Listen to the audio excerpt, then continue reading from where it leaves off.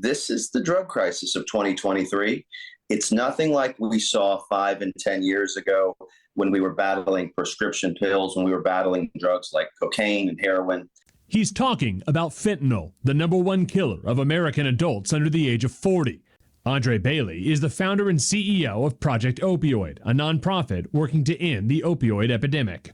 We now are facing a crisis with drugs unlike anything we've seen in American history. But there is some good news to report in the latest numbers from Project Opioid and the CDC. Last year, more than 110,000 people died in the U.S. from drug overdoses. That is a record.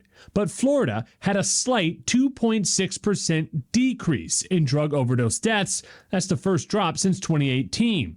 While most southwest Florida counties stayed relatively flat, the biggest drops came in central Florida, with Brevard County nearly slashing its deaths in half. Seminole and Orange counties each saw double-digit declines as well.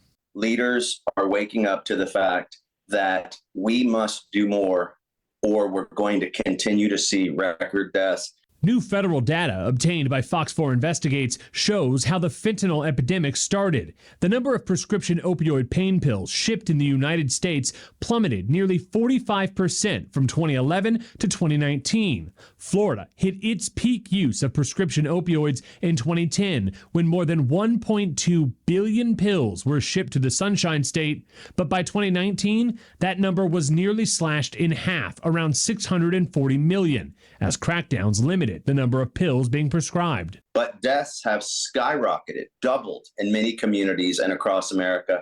This is fentanyl replacing prescription opioids. And Bailey says the best way to fight overdoses is to put more Narcan everywhere, including places like schools and public locations, all to reverse an overdose. Last week, the Lee County School Board approved putting Narcan in every school clinic in the district. Ryan Kruger, Fox 4 Investigates.